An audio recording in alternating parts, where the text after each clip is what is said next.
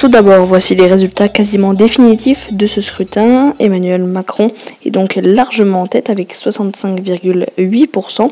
Il est donc élu 25e président de la République, suivi de Marine Le Pen qui récolte, elle, 34,2%. Au niveau des nombres de votes blancs et nuls, ils sont de 8,9%. Et la projection de l'abstention à 20h, elle serait de 25,5%. Emmanuel Macron, le nouveau président, a pris la parole à 21h30 en lisant son prompteur avec la voix grave. Je défendrai l'Europe, la communauté de destin que se sont donnés les peuples de notre continent. C'est notre civilisation qui est en jeu, notre manière de vivre, d'être libre, de porter nos valeurs, nos entreprises communes et nos espoirs. J'œuvrerai à retisser le lien entre l'Europe et les peuples qui la forment, entre l'Europe et les citoyens. Je veux, ce soir, adresser un salut républicain à mon adversaire, Madame Le Pen.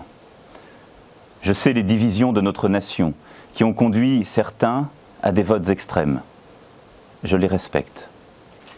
Je sais la colère, l'anxiété, les doutes qu'une grande partie d'entre vous ont aussi exprimés. Il est de ma responsabilité de les entendre, en protégeant les plus fragiles, en organisant mieux les solidarités, en luttant contre toutes les formes d'inégalité ou de discrimination, en assurant de manière implacable et résolue votre sécurité, en garantissant l'unité de la nation. Marine Le Pen a pris la parole à 20h12. Elle a d'abord félicité son adversaire, puis l'a critiqué et a enfin appelé pour les législatives. J'ai appelé M. Macron pour le féliciter de son élection et parce que j'ai à cœur l'intérêt supérieur du pays, je lui ai souhaité de réussir face aux immenses défis auxquels la France est confrontée. Par ce résultat historique et massif, les Français ont désigné l'Alliance patriote et républicaine comme la première force d'opposition au projet du nouveau président. Les formations politiques qui ont pris la responsabilité de faire élire M. Macron se sont discréditées elles-mêmes et ont perdu toute légitimité à représenter une force d'alternance ou même d'opposition crédible. C'est la réaction des supporters d'Emmanuel Macron quand ils ont appris que leur candidat était élu président de la République. Le nouveau président de la République et c'est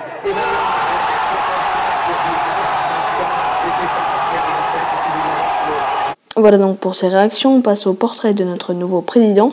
Tout d'abord, il est né le 21 décembre 1977 à Amiens. Il est diplômé de l'ENA en 2004. Il a épousé Brigitte Macron qui a 64 ans depuis le 20 octobre 2007. Elle est professeure de lettres. Il est banquier chez Rothschild en 2008. Il a fait partie du PS, du Parti Socialiste, de 2006 à 2009. Il a été adjoint au cabinet du président en 2012, ministre de l'économie, de l'industrie et du numérique en 2014. Il a lancé son mouvement En Marche en avril 2016.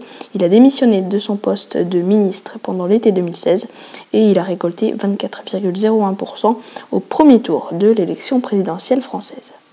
On va maintenant faire le point avec Hugo Petitjean et Romain Lucas sur ce qui s'est passé sur les réseaux sociaux aujourd'hui et sur comment les estimations sont calculées pour 20h. Et puis au niveau des réseaux sociaux, j'imagine qu'aujourd'hui, comme au premier tour, il y a eu énormément de réactions de personnalités publiques, mais aussi de personnes comme vous et moi. Tout à fait, il y a eu beaucoup de réactions, de messages sur ce second tour de la présidentielle de 2017 sur les réseaux sociaux, notamment sur Twitter, où le hashtag présidentiel est entêté avec plus de 1 million de tweets à 18h.